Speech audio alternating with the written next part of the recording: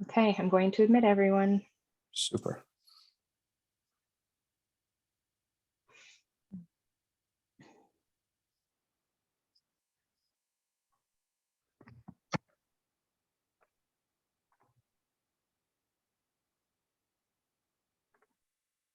Hello, everybody. Welcome to our virtual public meeting this evening. I'm Chris Vogelsang, and I'll be sort of moderating and introducing speakers and things. Let's give our neighbors and friends another minute or two to join us, and then we'll get started. We appreciate everybody taking the time this evening. It's nice to see everybody, and we're going to have a great discussion. So just give us a couple minutes.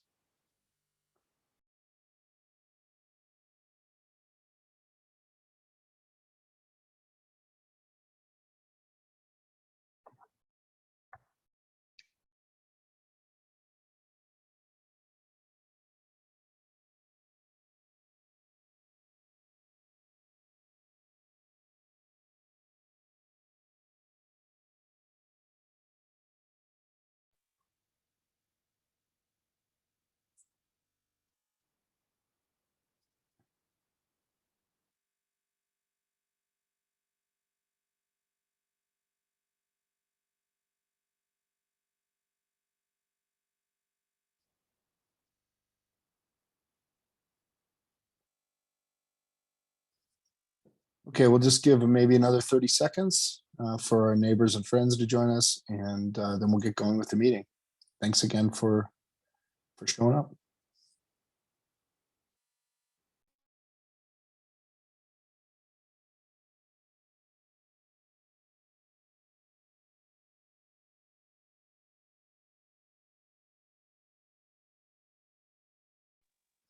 Okay, let's get this party started. Thanks again for everybody for coming to our virtual public meeting about West Denver Safer Streets, Tennyson 7th and Perry. I know everybody's really interested to see how things have developed and to give us their thoughts and ideas. First, before we get going, I want to introduce our interpreter for the evening is Maite, and she's going to give us some instructions on the available Spanish audio channel for this meeting. Go ahead, Maite. Good evening, everyone. I'm from CLC, Language Justice Organization. We are an organization that we made the commitment to encourage everyone to speak the language of their heart. And so I'm here to provide a flowed environment, keep the equipment, the headphones on all the time. You will see a little globe on the bottom of the screen. If you want to hear this interpretation in Spanish, please click on that globe and you will have the option to either listen in Spanish or in English. If you choose to interpret yourself, please go ahead and do so as well. Buenas tardes a todos. Pertenezco al grupo de justicia lingüística. Somos una organización que creemos firmemente en tener un compromiso y para animar a todo el mundo que hable y pueda comunicarse con el idioma de su corazón. Para hacer eso esta noche yo les voy a interpretar en español la reunión y si quieren escuchar en español tienen la opción de un globito abajo donde está el chat. Pueden ustedes presionar en ese globito y aparecerá la opción de escuchar esta reunión en español o en inglés. O si desean traducirse a sí mismos, hagan lo mismo. Pero estoy aquí para ustedes. Por favor, cualquier pregunta, háganlo en el chat y yo intentaré ayudarles en lo que sea posible. Muchas gracias. Great, thank you, Maite. So let's see if you can enable that channel. That'd be great. So just as a reminder, we're here to talk about West Denver Safer Streets, Tennyson Street, 7th Avenue, and Perry Street. Those three streets in that corridor. Thanks again for everybody for attending. First thing I just want to go through to remind people, I know sometimes our opinions are really strong. And just a reminder that, we're in a public space and just be respectful and courteous. We've muted everyone in the main room here, just so to reduce background noise. You're welcome to use the chat window to ask a question or give a comment. However, we aren't going to do a question and answer session in the main room. We are going to do breakout rooms, breakout discussion rooms for each corridor. And we're going to have 45 minutes in there to really dig in, talk, have a good discussion, listen to input, and share ideas. So that's the best place to ask your detailed questions about like Perry Street or Tennyson Street or some specific thing. So I just wanted to remind people of that. Our agenda tonight. So we're going to spend just about a half hour. We want mostly to get to talk to you, but first we just want to set the stage, remind you what we're doing, show you how you can give us more detailed comments online. So we have a tool to do that, and give you a design update, an overview of how your input has been incorporated into the current designs. Then we're going to go to breakout rooms around 6 o'clock. And in there, we'll have roll plots, we'll have detailed design information, we'll have all sorts of information to talk through and share and support our discussion. We're going to go through the design considerations, we'll have Q&A, and then talk about next steps. So we're going to have a lot of time, and it's going to be great. So just look forward to those breakout rooms. So with that, I want to pass over to Geneva Hooten, the Denver project manager. Hi, everyone. Thanks, Chris. And thanks so much for joining us this evening. We are here to talk about 3 of the corridors that comprise the West Denver Safer Streets project. And as part of that, I definitely see some familiar faces tonight and folks who've been part of the project since the beginning. These corridors were identified in Denver Moves, the citywide bike plan in 2011. There was an update in 2015, and then these corridors were also identified as bicycle priority streets in the Blueprint Denver plan. The funding source of these is the 2017 bond, and we are moving these forward into final design so that we can construct them. And really the purpose of these projects is safety. As part of the city's Vision Zero action plan, our goal is to eliminate all serious injuries and fatalities on our streets so that you, your kids, your loved ones, your coworkers, everyone can get around safely. We also want to make it so that we can move people in different ways. And one of the ways that we're doing that is by creating safer streets and really trying to get at people who might be interested in biking, but have some concerns about safety. We know that there are tons of folks out there who would prefer to bike for 1 trip a day, a few trips a week, but really have some barriers with how our streets are currently functioning. And so our goal through these projects is to create those kinds of streets that more people will be comfortable on riding. And the schedule that we have is our very first meeting was back in February of this year. Then in March, we presented concept designs, and we had those online for about a month, and we got tons of good input, and we're going to go through that tonight. And we've used that, made some modifications to the designs, and tonight we're presenting what those will look like to you. And going back to the February open house, we had a number of comments about Perry Street in particular, lots of comments about some of the hills and the topography, speeding and volume concerns, and also some questions about why an on-street bikeway makes sense when we also have a trail system. In March, when we presented the concept designs, we heard quite a lot about the potential parking impacts from the protected bike lane on Perry Street. We again heard a number of concerns about speed. We had questions about how does a protected bike lane work when we're talking about deliveries or trash collection. And again, heard a lot about the hilliness throughout this whole part of Denver, from Sloan's Lake down to Bayard. And a lot of this input was also heard through the Conveyo input tool.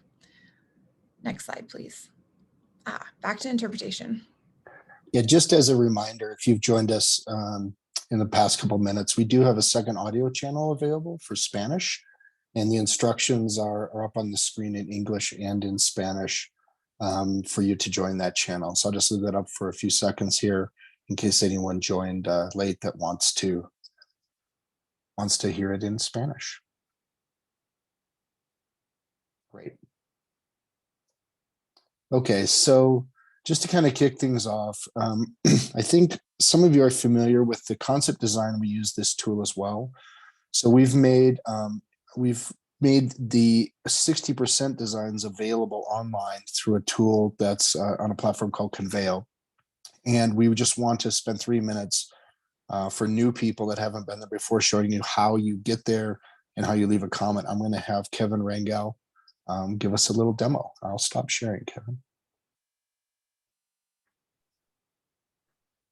You might be muted. Hey, thanks, Chris. I'll go ahead and start sharing my screen.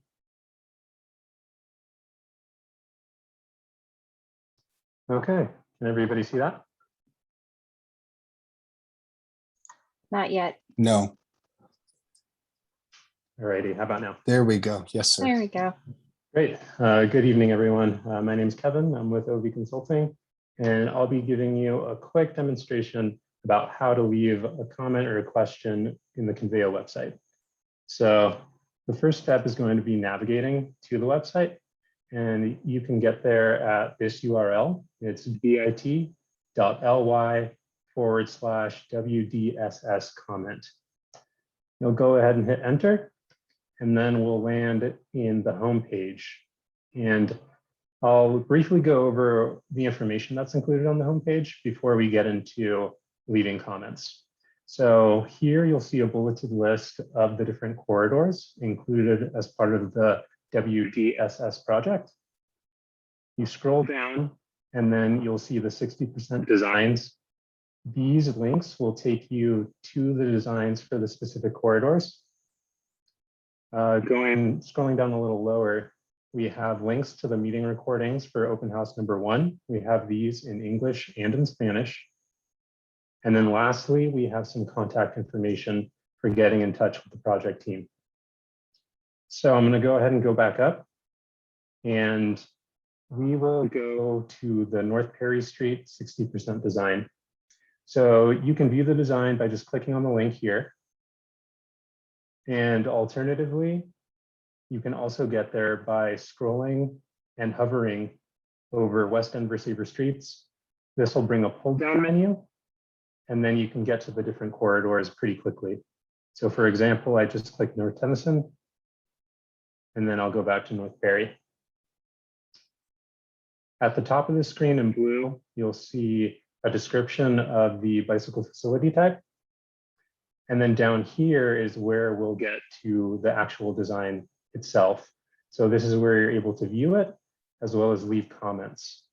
And for those who want to view it via their phones, we also have this mobile friendly link here. If you just go ahead and click on that, you'll basically get a larger view. So it's easier to see on your phone. And you'll notice that for the corridors, they were split into smaller segments to fit them on the screen. You can view the different segments by clicking this pull down here.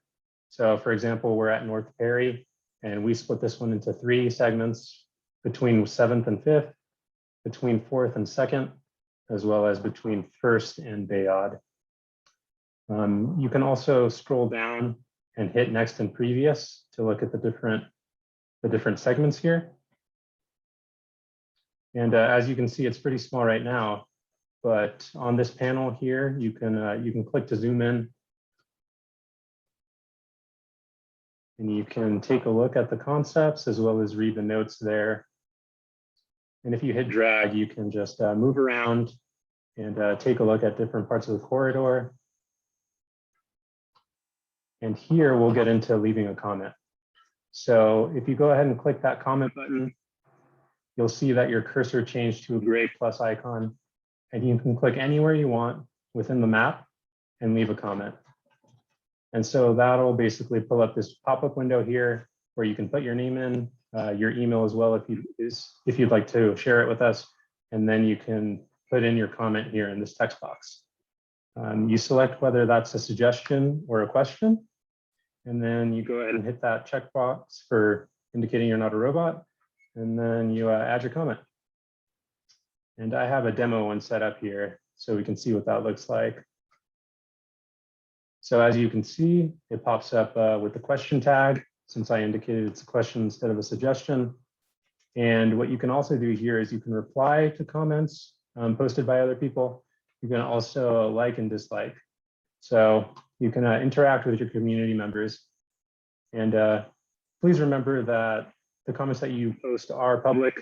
So remember to be polite. And lastly, I just want to scroll down a little further and show you guys this next section. This is under here where it says understanding the design. We have some design elements listed.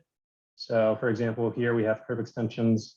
We show an image and we also describe it so you can know what the elements are.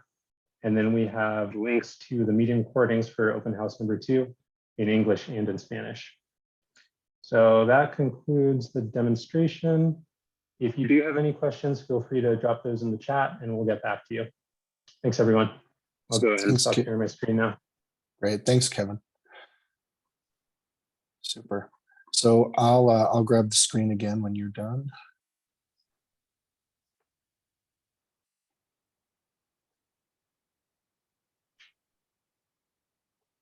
Gotcha. Okay, great. So that was a good intro and Conveo. We're happy to provide other details on that as we move forward. So now we want to get into the 60% design overview. How has your input shaped the design? And I'm going to pass it over to Jeremy Kahn to kind of get us started. We're going to kind of walk through the Perry, 7th, and Tennyson corridor and give you some updates. Thanks, Chris. Yes, as mentioned, my name is Jeremy Kahn. I'm a senior engineer with DOTI, and I'll be talking about the North Tennyson Street and West 7th Avenue neighborhood bikeway concepts. Originally, the alignments ran down Perry Street from the top of your screen from 17th to 7th, but due to the volumes and speeds beyond the threshold of the neighborhood bikeway standards, we actually ended up shifting the alignment for this stretch down Tennyson, across 7th, and then back to Perry. The speeds and traffic volumes along both 7th and Tennyson are much lower, and we saw an opportunity to create a facility that was much safer and comfortable, enhancing the pedestrian and biker experience along that stretch. The major benefits of this implementation, aside from the obvious safety concerns, are that it's all about connectivity. It's connections from Sloan's Lake, connections from Colfax, it gets users across Dry Gulch, both walkers and bikers, and then reconnects back to Perry at 7th. Stepping back a little bit here and kind of looking at what the concept actually is. So what is a neighborhood bikeway? It's a shared street where the traffic volumes and speeds are lower, and where people walking and biking are prioritized. So how do we do this? We prioritize bikers and pedestrians through implementation of the following treatments: traffic circles, which you can see in the upper left-hand corner of your screen, curb extensions, paint and posts, so vertical flex posts, and then pavement markings in the lower left, median islands or pedestrian refuge in the middle left, chicanes and pinch points there on the lower right, and then delineated pedestrian crosswalks. Also of note, in the upper right-hand corner, you'll see the kind of themed or wayfinding signage system that these facilities will use. Again, kind of providing more direction and comfort just by letting the user know where they are, how far their destination is away, etc. We'll dive into more details with these treatments here in a few slides, but overall, it's about creating a safer environment for all users. A little bit more data on both North Tennyson and West 7th Avenue and why we, again, went that route compared to Perry for this stretch. So again, it's all about speed and traffic volume. The posted speed through this stretch is 25 miles an hour. And we are seeing along Tennyson, 26 to 29, and then on 7th, 19. So good speeds and comfortable, or I should say comfortable speeds and then good volumes really lead to our intention of making the corridor more comfortable using wayfinding and other elements previously mentioned to improve traffic calming and making it safer for all users. And I'll pass it on to Geneva. Thanks, Jeremy. So based on the feedback that we received through the Conveo Conveyo tool, so very similar to what Kevin was showing you of the comments, very specific at an intersection. We received about 30 comments on this corridor, and they noted the importance of connecting to Sloan's Lake and to the 17th Avenue corridor, some concerns about drainage and things that are outside the scope of this project, and overall questions, but really a great deal of support on seeing a more people-friendly street that is calmer and has more speed mitigations to bring the speeds down. And the key design changes that we'll be walking through are, the first is that we are keeping the alignment as a slight jog where it goes on 16th and then up Utica for the last block. And that we are also removing speed humps based on a citywide study and have replaced those with other traffic calming tools in our toolbox. And one more thing I just want to say before I forget, thank you so much to Councilwoman Torres and her staff who are here with us this evening. Hello, Councilwoman, thank you for joining us. We are so glad you're here. Chris, if you'll go to the next slide, please. So like I mentioned, this very short jog on Utica is to take advantage of the four-way stop there, where that's also where folks can get into the park. So this is kind of explains that funny little alignment instead of going straight on Tennyson. We think that this makes it much easier for people to get onto the Tennyson Neighborhood Bikeway. And also if you are going and wanting to connect to the park, this is also a better alignment. Next slide, please. Right next to the school of the boarding school and Colfax Elementary, we have traffic calming elements that you can see here. This median refuge island will both slow cars that are traveling along Tennyson, but will also make it easier for people to cross the street. And then moving a little bit farther down south at Tennyson and Colfax, here we have an opportunity to integrate with another project that the city is working on, which is making Colfax a more pedestrian friendly environment. So at the northern side of this intersection, and you can see those little gray circles, it looks a bit, those are curb extensions. And so we are really excited about being able to narrow and shorten the crossing distance and make it easier and slower for, easier for people walking and biking, and to slow down any turning movements from Colfax onto Tennyson. A little bit farther south, we also have a chicane, curb extensions, and other ways of mitigating speeds. This is one location where we previously had a speed hump, and we are now changing that design and still really working on slowing down cars that are traveling while still making it good for people who are biking on the street. And then lastly, I just want to highlight that the climbing lane between 9th and 10th on Tennyson is remaining in the design. And this was something that we heard from the community of really wanting to make sure that as you're going up that super steep hill, that you aren't feeling like you have a car behind you. And so by providing a dedicated bike lane, we are providing that opportunity for someone to feel comfortable as they are traveling northbound. And then on 7th Avenue, this is just those few blocks between Tennyson and Perry. And through this, we want to really change the way that the street feels. It is already a really great street. And what we're proposing is to add curb extensions and traffic circles to make that connection between Tennyson and Perry more comfortable. And then I'm going to kick it over to Adam to talk about Perry Street. My name is Adam Jaden. I'm an engineer with DOTI. Talking about North Perry Street, we are proposing implementing a protected bike lane from West 7th Ave down south to West Bayard Ave. Right now we're at 60%. For those that aren't familiar with protected bike lanes, they're kind of dedicated bikeways. We separate the space for vehicles and cyclists by either using a vertical or horizontal buffer to give a higher comfort facility. We typically do this on higher speed or higher volume facilities. Some project benefits that we're looking to incorporate by implementing this protected bike lane project is connections to the rear Golge Trail at First Ave. We're improving the crossings and making them lower stress for cyclists and kind of creating expectations for drivers and cyclists at Highway 6 as well as West Alameda. We also cross RTD bus routes, bus route 1.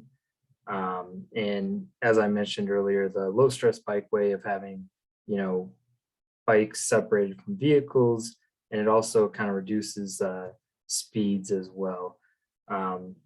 Sorry, last slide. There's also some connections to other bike facilities. We've got some on First Ave and upcoming on 7th and West Bayonne. This slide, we're kind of talking about the conditions today. The posted speed limit on Perry is 30.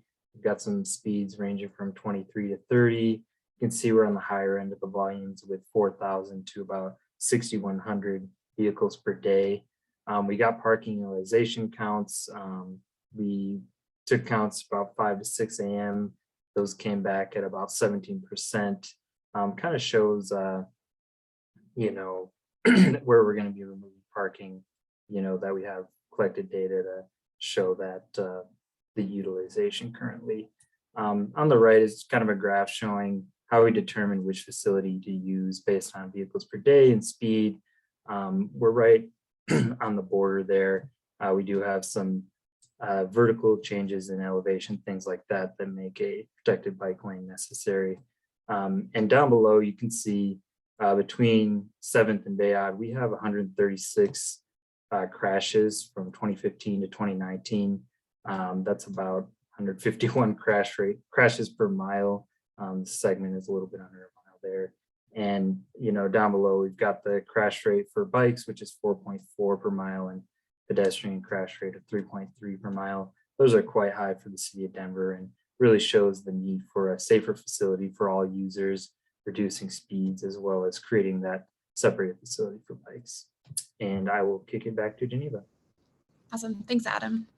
And for those who are joining us who are really interested in this corridor, thank you for coming this evening.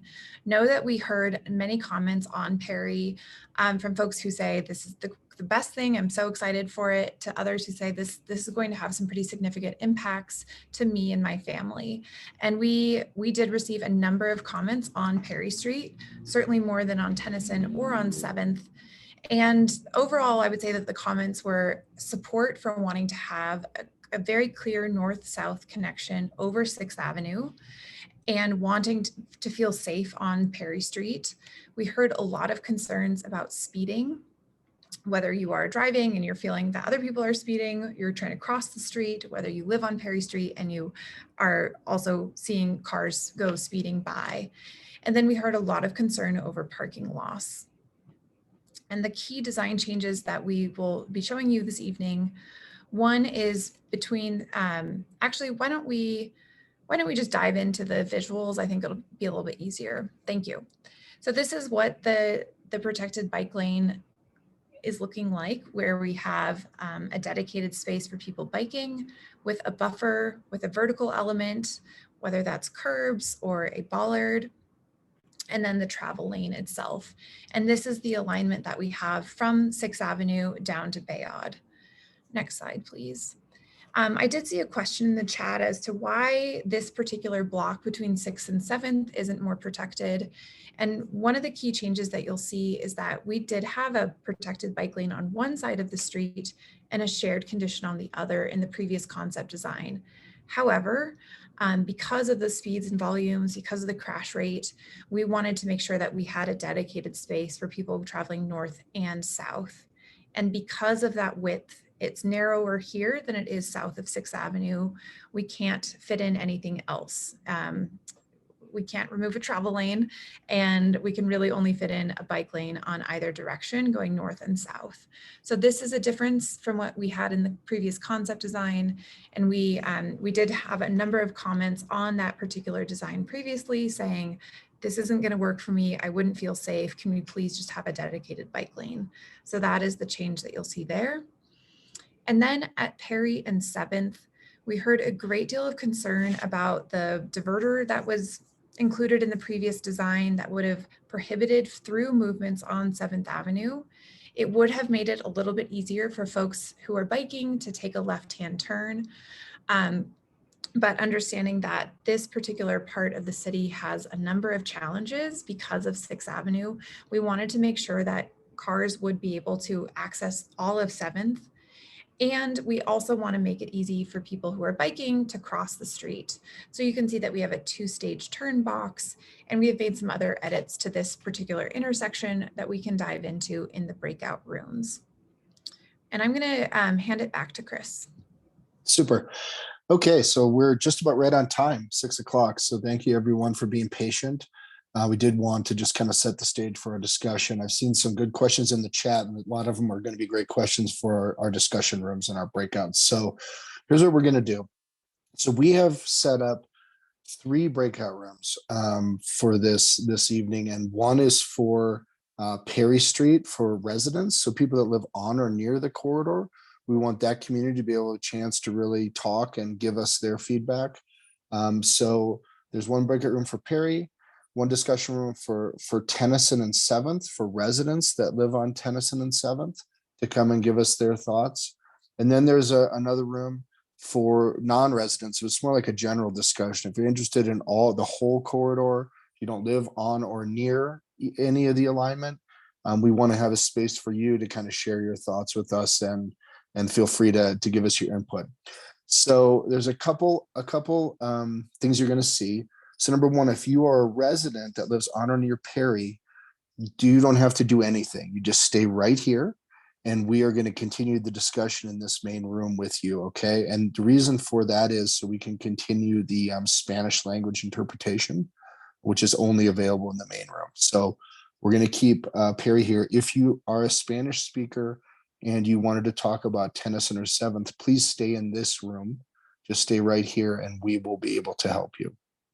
The other folks, the Tennyson and 7th residents and the non-resident general discussion, you'll see a pop-up box come up, and you'll be able to choose which room you wish to go to, okay?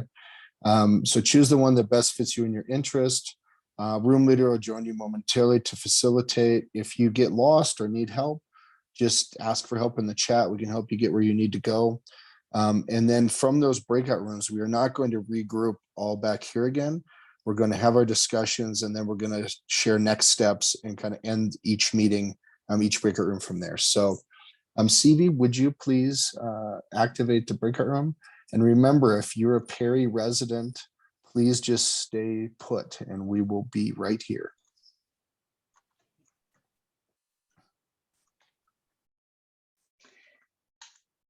All right, here we go.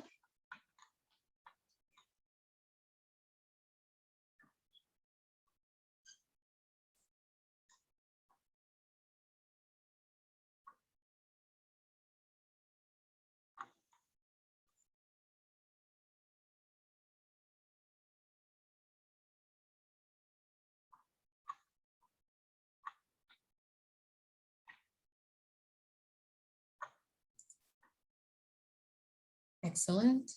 Looks like people are slowly choosing the breakout rooms that they want.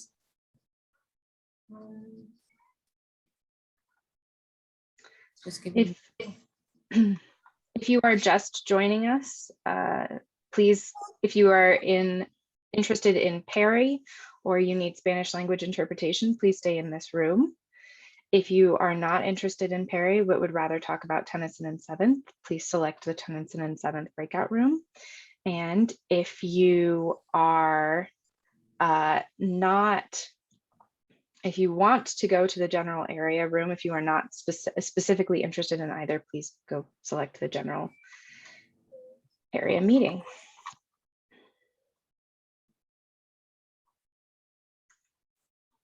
All right. We can, maybe it's pretty safe to say that we can get started on. Yes, if we have technical issues, I'll get people assigned. Excellent. All righty. Hello, everybody. Thank you for joining us today. I don't think we have, all righty. So obviously, hola Jaime, hello, nice to see you. And I don't know if, well, Ryan, for those of you who don't know me, I'm Gabby Cerrado. I'm over at the part of the DOTI team as well. I'm over transportation design. We have Adam who is, as you guys saw, I heard a little bit earlier, he is our build PM for this project. And so we are here to answer sort of your questions about Perry. Hopefully you guys were able to join us from the beginning, but I'm going to share my screen. And so that sort of, can everybody see? Yes, all right, okay, good. So I guess what kind of questions? I mean, I know that obviously we walked a little bit through the corridor. We didn't go actually sort of block by block, but in general, obviously, Geneva explained on the northern side of, of our roadway of Perry right here, we have, the standard traditional bike lanes. We kind of went over a little bit why that was the case. We have very limited, we only have 30 feet here. As we continue through the corridor, obviously south of the frontage road, it becomes that protected facility. And obviously we hear a lot about obviously the situation that is happening at frontage in Perry. So we're definitely making, through the NTMP project and this project itself, we're making a lot of improvements at this location itself to obviously for everybody to be aware of all the different movements. And then basically just sort of that continues the protected facility all the way south to Bayard. So I definitely don't want to hog the conversation, but if anybody has a particular block that they want us to jump to or have questions, we are happily here to answer anything that we can provide.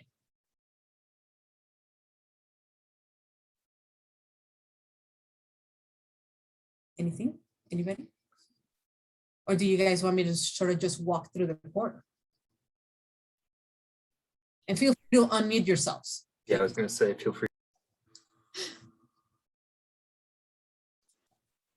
I actually put this in the chat as well, but I'll just come out and say it, I guess, as well. I wasn't sure if we were talking or not. So it kind of seems like that 7th and Perry intersection right there, for that left turn box to work, just given the amount of traffic that flows through there when I've been going down there, it really seems like we need some sort of a four-way stop there, because otherwise traffic's just going to be continually moving. So I'm not really sure how the left turn box would work, as a cyclist going through that section. Have you guys looked at doing a four-way stop on that area? Adam, I believe that we have, and so it just didn't meet warrants. Unfortunately, didn't, right? I'm sorry, Adam, I don't know. Do you want to explain or do you want me to? No, I don't know off the top of my head, Gabby. That may have been done in the planning phase. If not, it's something we can look into. As Gabby mentioned, it'd have to meet warrants. And, the idea of the left turn box there is, if we warrant a four-way stop in the future, that's great. If not, cyclists don't have to wait, in the bike lane or in the middle of the intersection waiting to cross. They can kind of pull off to the turn box there, wait for an opening and cross safely. We can look into a four-way stop there and see if it's going to be warranted, but for the time being, without knowing if it's warranted, this will create a safer crossing for the cyclists. And I do believe in the we have already looked at it, but obviously we can just confirm. We don't use our stop signs as for traffic calming or traffic. It's meant to be obviously as a traffic control device, and so we do have those warrants that we kind of need to meet on this in this situation. But we can certainly take another look to see, obviously, if outside of the stop signs, is there any additional elements that we're not sure, obviously, if there's going to be enough gap or anything for those bicyclists using that turn box to really feel comfortable crossing Perry over on the 7th neighborhood bikeway. Yeah, and Gabby, I'll make sure that gets added to Conveo so we can respond to it. Please. And, if it's been looked at, great. And if not, we can make sure the project team looks at it. Right. But thank you for raising that up, Jeff. My name is Tony. Hi, Tony. I'm concerned about with the extension of people that's living in a house. Those that have driveways already have people parking on the grass and 5 and 6 to a driveway. and then extension over into the front of the house. Where are these people are supposed to park? Plus the one that don't have driveways. Where are they supposed to park? So yes, thank you for your question and your concern, Tony. You know, as we continue to grow, Denver continues to grow. Obviously, you know, when you develop a house, or you know, most of the houses in this corridor do have, obviously, like you mentioned, those driveways. We are asking residents, obviously, to utilize their driveways when when they're parking. A lot of residents tend not to use their driveways when parking. And so as we continue to grow in Denver, and we need to provide those options for people to move around their own neighborhood and to reach their local businesses in different ways. And this is what obviously has been identified for many, many years, that a bike facility was coming on Perry, you know, in the near future. And this is sort of those options as we continue to strive to provide those safer streets for all modes. If they, you know, if somebody, obviously, if they have, there's a particular house that has a lot of vehicles, then there is plenty of supply on the side streets for people to park. When we have looked at, again, at this corridor, we have conducted parking counts in this section of the corridor, and it's not heavily parked. And hence that is why, you know, we have looked at, you know, when we originally started designing this concept, is, you know, we obviously take into consideration if it's a heavily parked corridor, you know, we take those matters into consideration. And at this point, when we conducted those data counts, those data points, it was not heavily parked, this corridor. So either, you know, people are not using it, depending obviously on the block that you're specifically referring to, but we are asking people to basically park on the side streets or on their own property, not in the public right away. Did you take the count in the daytime when they're at work, or did you take the count like at 5 and 6 at nighttime? So we took our count, actually, hold on a second, because we actually covered that during the presentation. I don't know if anybody has that information. Gabby, so we- I believe it. Sorry, I was going to say, David, we took the counts from 5 a.m. to 6 a.m., which, you know, we typically use those counts, correct me if I'm wrong, David, to kind of show, you know, when residents that are parking overnight, to kind of gather those folks. And I believe our count showed a 17% utilization along the corridor. So during the daytime, during a weekday at 5 to 6 a.m., when most residents are still at their homes, either getting ready, you know, just waking up, or getting ready to get their day started.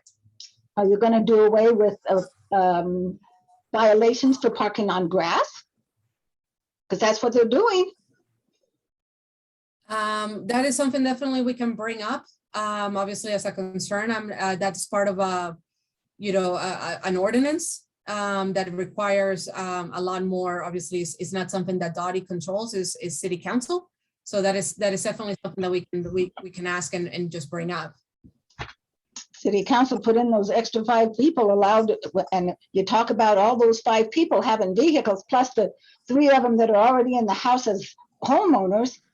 And what do you have? Yeah, just thank you. Yeah.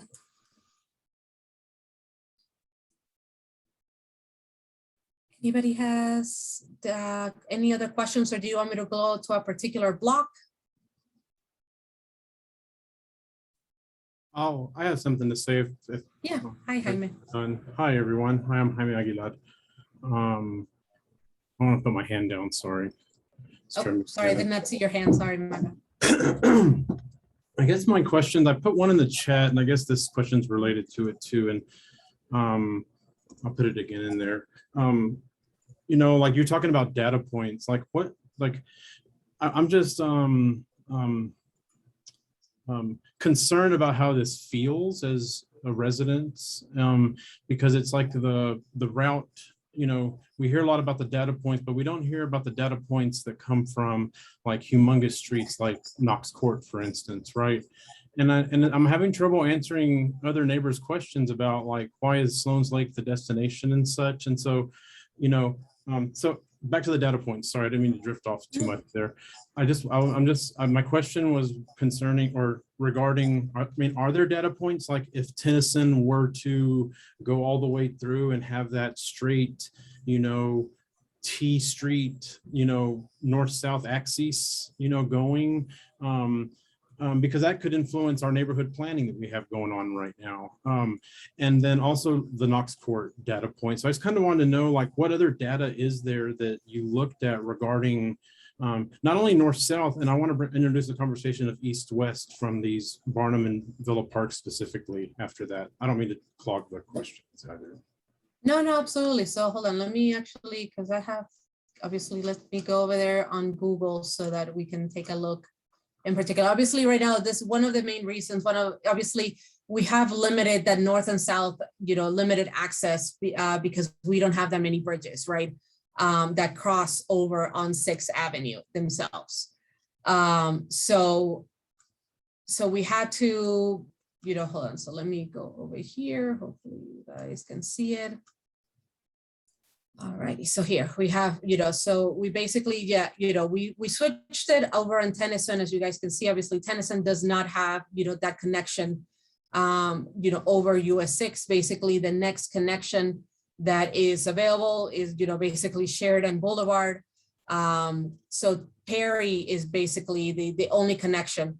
At this point in time, there is no plans from either CDOT or Denver to allocate funding for construction of just being a bike, even if it's just a bike ped bridge over US 6.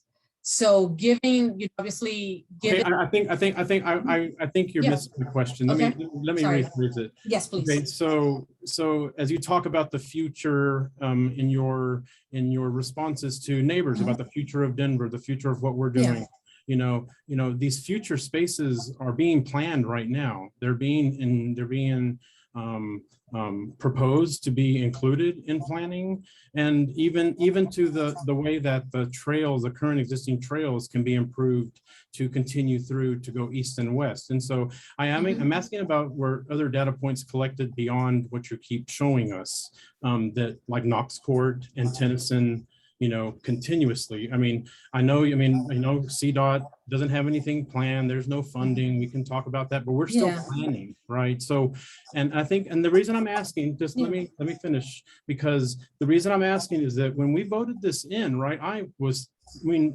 think most of this neighborhood, probably if you look at the voting results, was in favor of this bond proposal, right? But it wasn't such a zigzaggy, like blocking of things like people may see if they went to 5 points in the past, 7 to 5 years, right? It was a change that people had to adapt to, but it also didn't, I guess the assumption that a lot of people maybe made was that these existing roads like Knox Court, which is humongous, it's like double the size of Perry, it seems like, because nobody's on it. And so those data points, I'm just wondering, like, did we pause to look at that? Did we even look at that? I just don't remember that part of the conversation, because as a bicyclist myself, who's trying to like change the way that I commute, if I can do it as I get older onto an e-bike, I want a straight path. I don't want to have to navigate some weird zigzags here and there and patchwork. I want to use a highway that's planned and that's efficient for me to go north and south, east and west, and not have to create a burden that I don't know, that's the common battle of the car, right? And I don't mind to rant, I'm just getting a little bit confused a little bit, because it's like, this won't work because, and that's just the way it feels. It's just the perception of like, it's going right here. Yeah, it's done, that it's hard. It's hard to just like take like that. And I guess, Jaime, what do you mean by data points? If like, can you elaborate on? That was your word.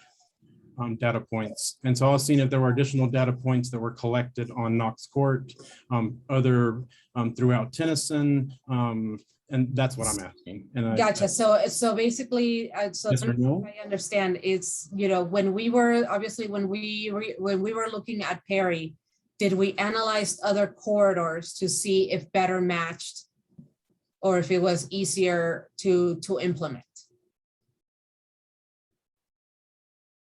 Is that, I guess, the question, like the question is that what you're sort of asking about, why we picked Perry over Knox, and Knox being wider than Perry. Yes. Yeah, James, I could take a crack at Yeah. that. Yeah, so, you know, and in terms of like, yeah, I totally hear you. You know, I want to say like I'm a year-round bicycle commuter myself, so I know the benefits of like having a straight, you know, a straight connection. And I would say, you know, that like when we first start out, it's very easy to draw a line on the map and say, yes, this street is the best choice all the way through from, you know, A to B. But then as we get further along and start looking at things, we start seeing how complex it is. And occasionally we do have to make slight changes that in some instances benefits, you know, people who are driving or people who are getting, you know, to accessing transit. And then sometimes those changes, you know, favor a bicyclist. And, you know, in some of these, like, you know, I can say what looks like a reroute also ends up working better for a bicyclist because then it allows you to cross a major intersection at a signalized intersection. And so, you know, it's like it's constantly a trade-off sometimes when we have these like, well, do you want the benefit of keeping them going straight or do you want them to be able to cross? And sometimes, you know, that little reroute is the difference between doing the project and not doing it at all because, you know, building a new signal costs $1 million. And, you know, if we were able to, you know, if we needed to put new signals at all of these places just to make sure that the route went straight, we wouldn't be able to do the project at all. So that's just sort of a, you know, a background as to why some of these decisions have happened. And then in terms of like larger data points, you know, one of the things that we are trying to emphasize too is getting all of Denver within a quarter mile of a high comfort facility. And so, you know, that's one of our bigger data points that we're trying to do in terms of, you know, connectivity, connections to places where people want to go, where they're riding already and where they want to ride, is giving people that dense network so that they have options and have choices. Awesome, thank you. That's I think I understand a little bit better, but I just don't. I mean, I do. Sorry, I didn't mean to say I don't. I guess my second question that I had with this is like, it's about the, you know, this is an investment that we voted on to, you know, there might have been some misunderstandings like between like, you know, Sharrow's bike lanes, protected bike lanes and stuff when we voted on this, you know, and it's people are going to feel the pain. You know, I understand, I think her name was Miss Tony that was speaking earlier, and I understand that pain of, you know, it's hard to live here just in general, but that's not what my question's about. It's about the future. This, like what I kind of touched on earlier, you know, is this investment that we're making here, is it gonna be able to hit future design ideas that are out there, like connecting our gulches that cross maybe 3 or 4 or 5 that just on this route alone, but it's never really talked about. It's never really talked about the opportunities and what can be there. So I want to know, is our investment going to be adaptable, you know, when those are built out or even, you know, studied for that matter? I mean, if you have data points on that, let's, you know, we'd love to see that, because that's how we use it now. Most of us work downtown, or our connections are downtown. Very few, I mean, I don't know. There's a lot of people that come through here too, so I can't speak for everybody I see on the bike trail. So for example, right now, this is the improvements that we are going to be making at the Golge Trail. And so which Gulch? I'm sorry. Weir. So yeah, because we have in, you know, in the Villa Park section, we have Weir. Well, on the northern side, it connects even further. And then Lake, hold on, where does it connect to Lakewood Gulch? 10th, 8th, 7th. That's further up, isn't it? That's north, yeah. Yeah. Oh, yeah, that's way past north. Okay. So, I mean, obviously, you know, I think as we continue to invest in our trails and widening it and making them better, you know, all of these projects obviously can be improved upon as our trails connections obviously continue to improve.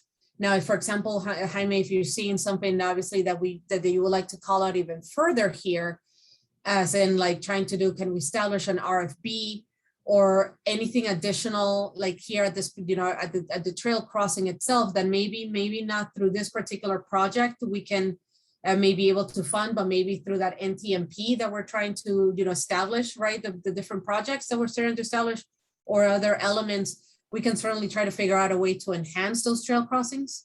Well, we're trying to, develop a neighborhood plan right now as you're doing this NTMP. So, I'm just asking really about the opportunities, right? When we see these opportunities and we move forward on them, like even the 6th Avenue access road or whatever that thing is called, I don't think, personally, then I may get, publicly shamed for this, but I don't think the Lowell exit's going to remain open much longer. If we get more cars, and that's an assumption on my part, but but that's a natural way. And you guys already improved that access road, which is essentially the road that follows 6th Avenue, right? You already improved that, it gets used more often now. And it's just, we're looking at east-west and just understanding, hey, can we make this suggestion, or does this bike plan kind of only set to go, how it's set up? So that's what I'm looking at. Yeah. And what I would say on top of that is that, like, just because we're doing something now, like one of my colleagues always says that, like, the right of way isn't static, it's constantly evolving. And, we do things, we monitor them, and we see if they're working, and if they're not, then we try to make changes. And, like something, crazy might happen where, like there's a new park built or something, and it changes how behavior, or a new school is built. And then, the right of way has to adapt. So it's not like all of this is, permanent, is never going to change for 90 years. It does, and we're constantly trying to balance that between meeting the demands now and, trying to make this road safer now, and then also looking into the future and what's going to, be the best long-term investment. So it's constantly a balancing act. So if there's anything big that obviously that we're identifying, I think in any of in the neighborhood plans, I think it would be great to call them out, obviously in the conveyo, or anything that we know that there's going to be potentially, we have the redevelopment of the DHA, right?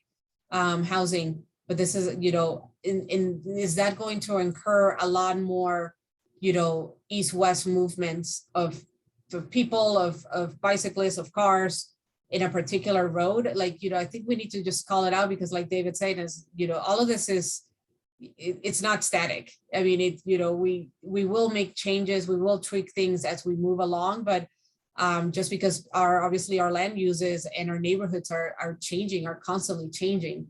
Now, for example, if we are also establishing, if we're talking also about establishing or wanting a recommendation about what road east-west connector maybe better than maybe something that has already been identified. I feel, David, I think that don't we want to hear from that as well?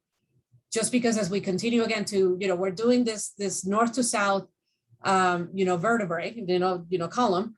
And now obviously we need to also address that east to west movements through the gulches, or the local street networks. And if there's a particular road that we currently have a neighborhood, the old school neighborhood bikeway, or we already have bike lanes, and is really is not comfortable for the community, then obviously we also want to hear about that, just because, it's going to help us at the end build this overall network.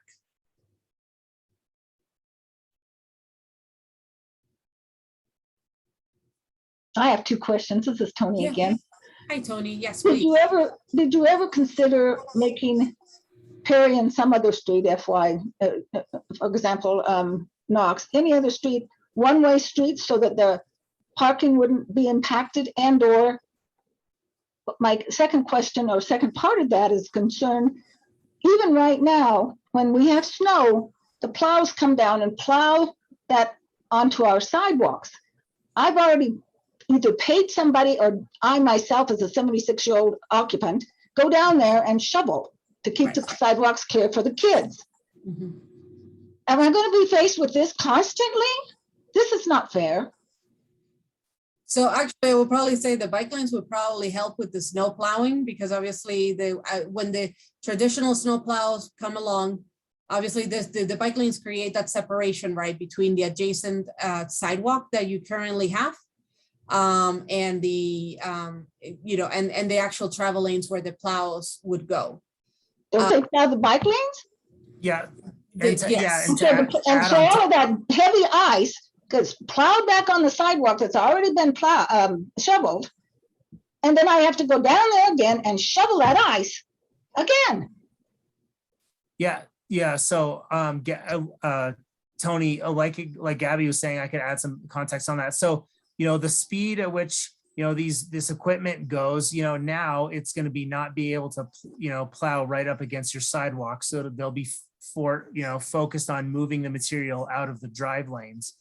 And then we'll have specialized equipment that travels actually at a lot slower speed that's focused on moving it from the bike lane. And because it moves at a slower speed, it is much more specialized. It's going to minimize and reduce the amount that it's going to be pushed up onto your sidewalk. I'm not saying it's never going to happen, but it will be reduced just by the nature of the equipment and the distance now that the heavy plows are moving next to your house. Did anybody look at possibly, like I asked in the first question, one-way streets? No, that wouldn't be, well, that's not a typical order of operations in terms of, okay, we need to, the main goal was to improve safety, not to maintain street parking. And also it just creates a whole other host of safety issues and concerns and, again, financial feasibility. It also creates a whole other issue with people like, why are you making this a one-way? Now, how am I supposed to, get to, it's a really disruptive and can cause other safety problems as well. So it's not really a typical thing. I came from Washington Park and I didn't see any safety problems over there, Washington and Emerson and there's a Lincoln and whatever. So, okay, thank you again. You're welcome. So I know that we had a couple of new people sort of joining our session.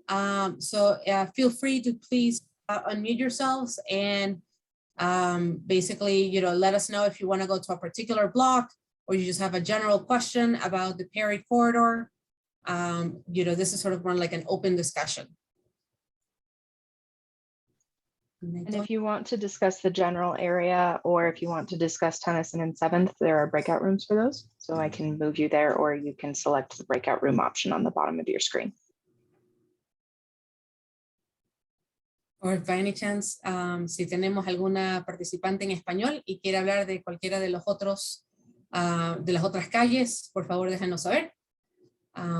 Aquí también tenemos la interpretación en español. If you're a Spanish speaker and you actually are here because you want to talk in particular about a particular, the other two corridors, 7th Avenue and Tennyson, please let us know. We're also able to try to answer those Spanish questions.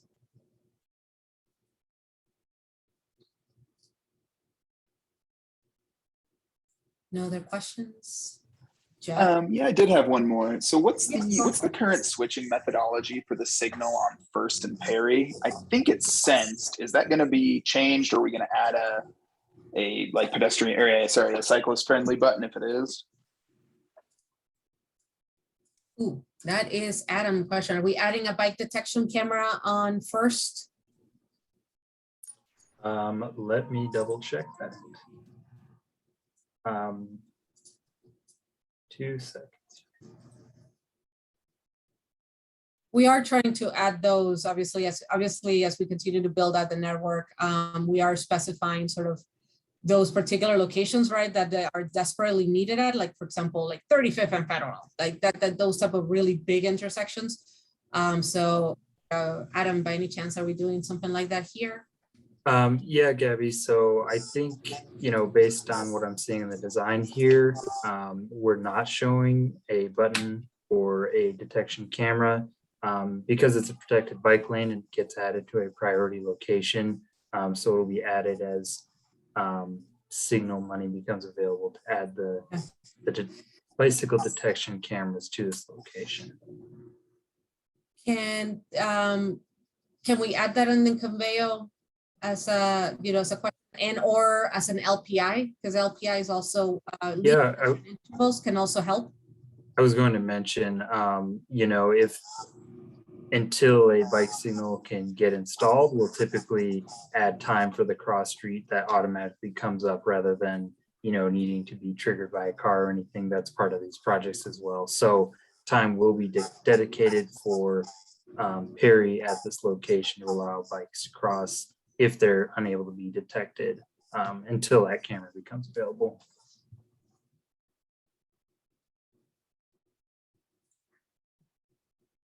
Was that able to answer your question, Paul?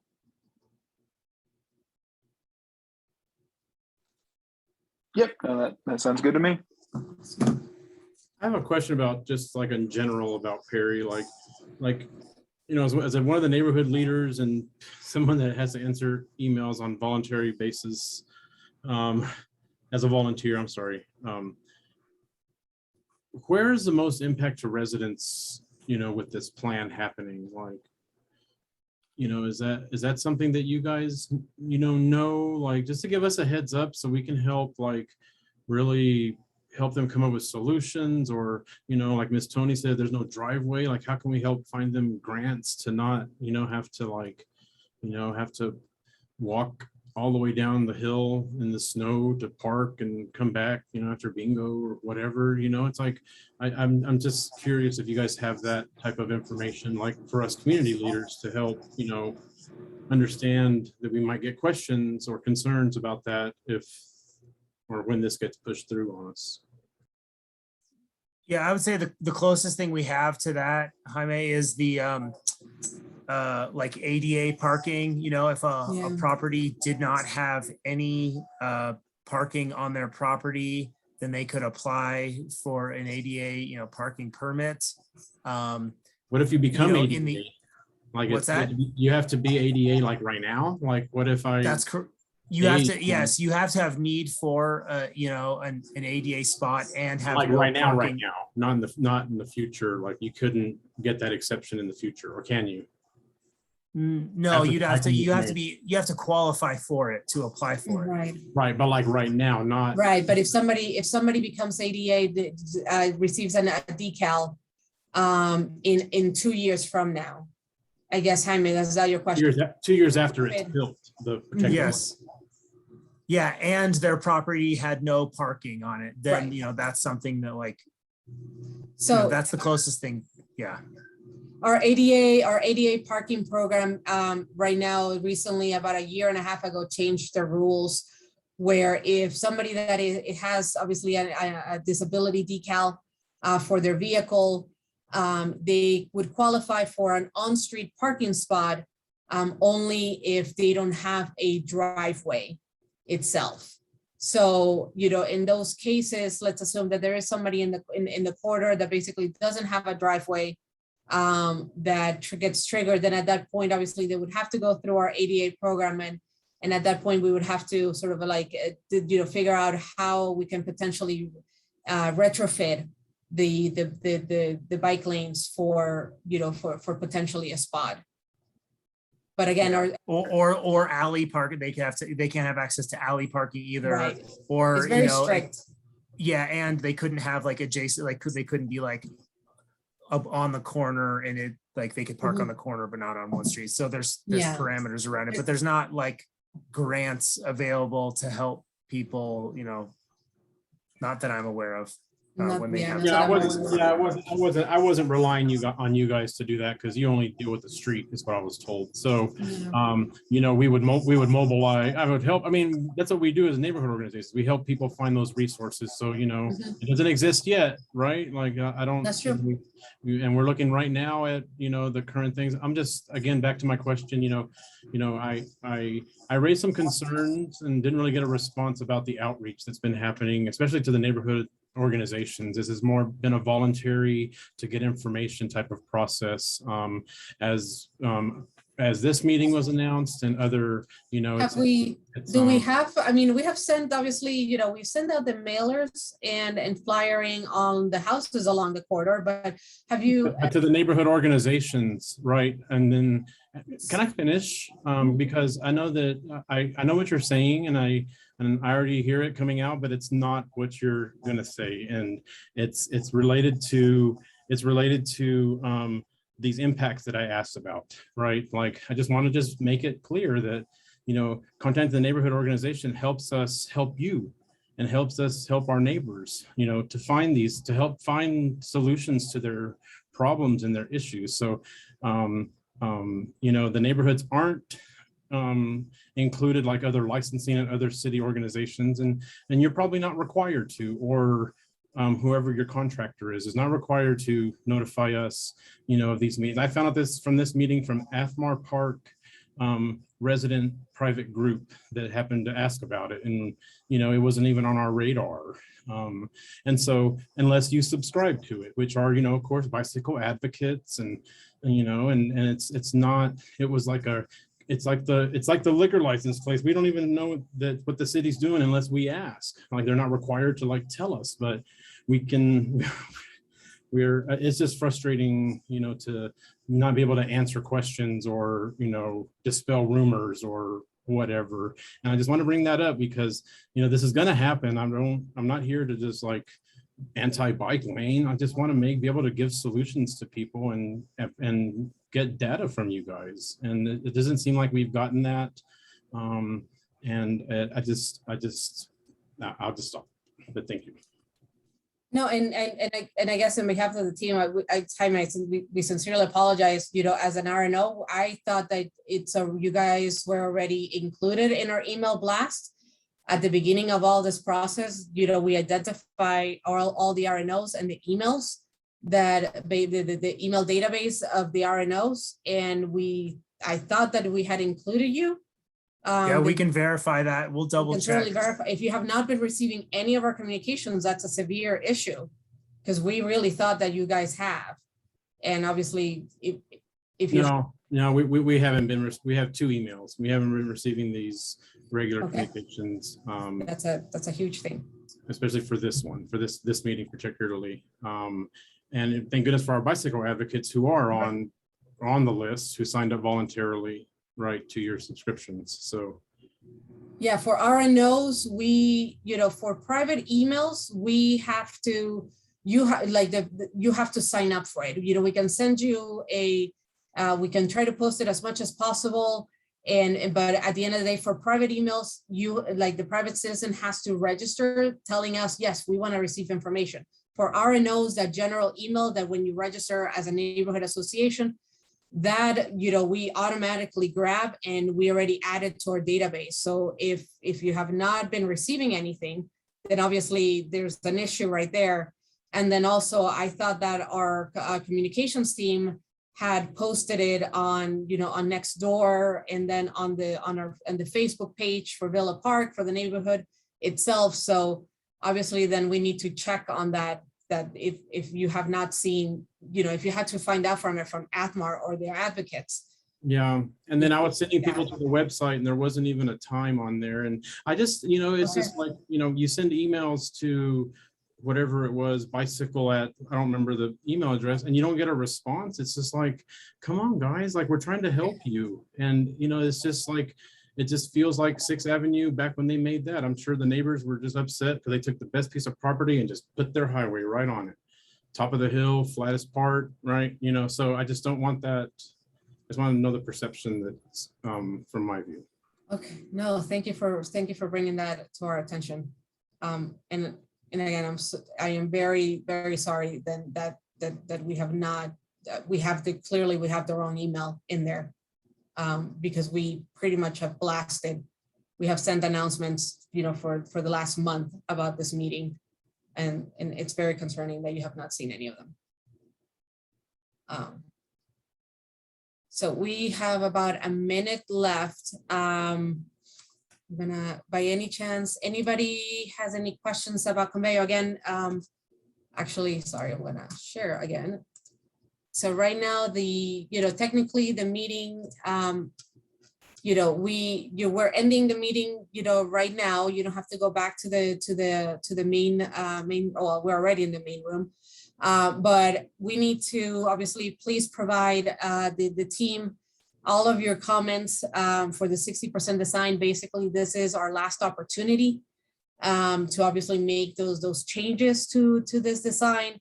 So we definitely need folks to jump into the conveyo and add those comments as quickly as possible. We have also obviously the email that we have right here. Again, Jaime, we're gonna check on what the heck is going on, why we have not been able to respond to you. We can schedule office hours. Jaime, if we want to try to schedule office hours like directly with some people, like that we know from the neighborhood, that could also work. Or obviously we have our project hotline that we have right here. But all comments need to be submitted by December 19th. And so for all of this, the construction is expected for the fall of, by Q3, fall of 2022, or perhaps into early 2023. So I think there's a couple other comments. So thank you again for giving us your time this evening. We sincerely appreciate it. So David, I think you're in the waiting room. Why are you in the waiting room? I was just trying to switch over to my phone in case, because I have to gotcha. bounce to the next thing, but All right. So that's funny. I was just like, wait, what? All righty. So thank you again for giving us your time this evening. And you can just meeting.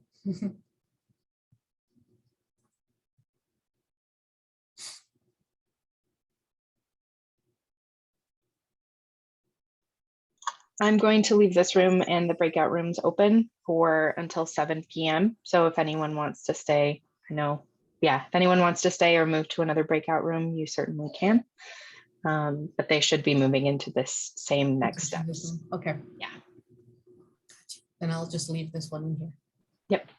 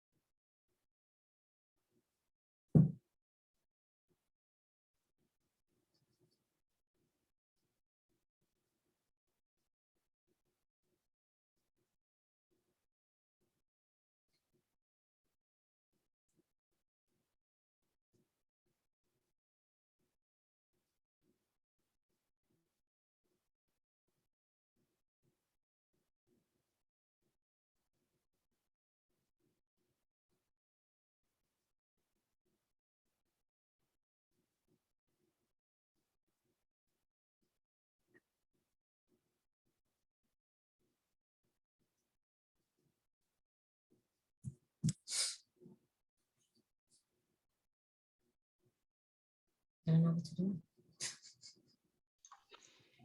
It looks like there are some very, very long conversations still happening. Yeah, I guess so. Yeah. Hello, Miss G. Hey, our breakout room ended. So I think, yep. Okay. Well, Chris asked me to leave them open until 7, so I'm going to leave them open until 7. But and I'll just send out a blast if everybody leaves, then everybody leaves. Okay, sounds good.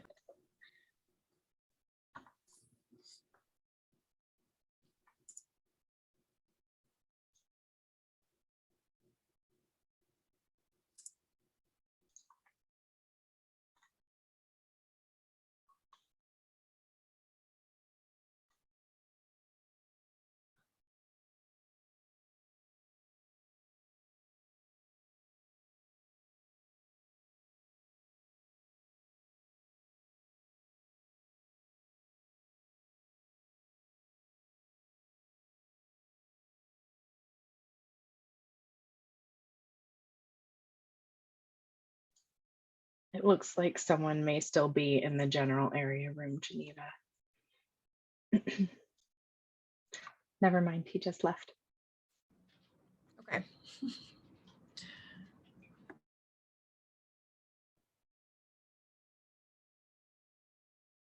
Hi, are there any other residents on the call still? There are a couple. Most of them, I think, are still in Tennyson and 7th. Okay.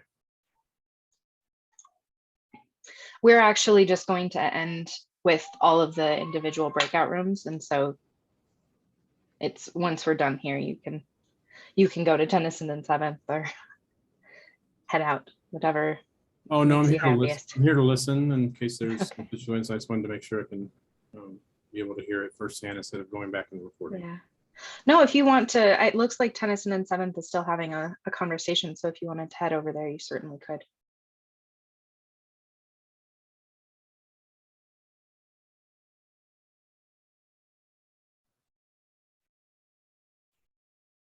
I'm not sure who Billy is.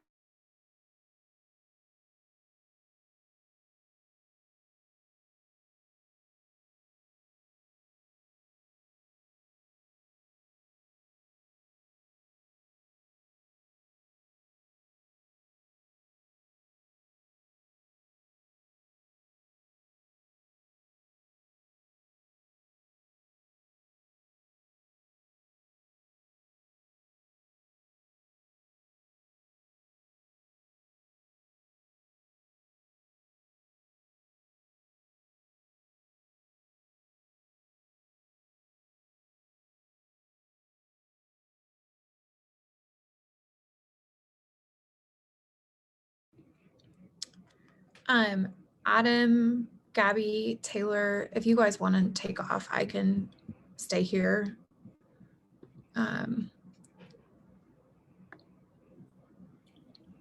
Okay. Roy had a cool. Oh, looks like someone answered Roy's question about moving to a breakout room. Thanks everyone, and we'll catch up tomorrow.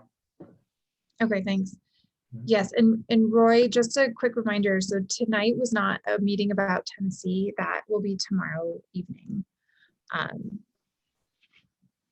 But we will have recordings of this meeting online, probably by later this week. Okay, sorry, you know that. Apologies.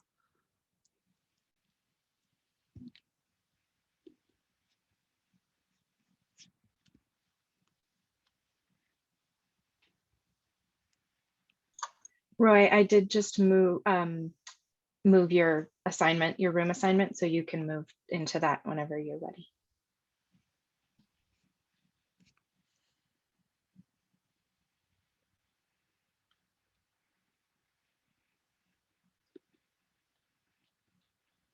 Awesome.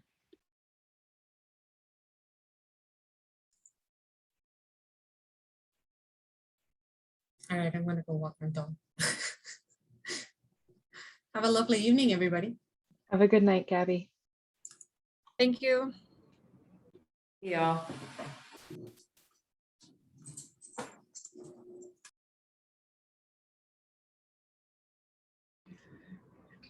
Okay. Great. I think I am good to leave Thank you, the Maite. meeting. Yeah. Okay. You can head Thank out. you. Appreciate it. Bye, guys. See you tomorrow. Night. Bye. All right.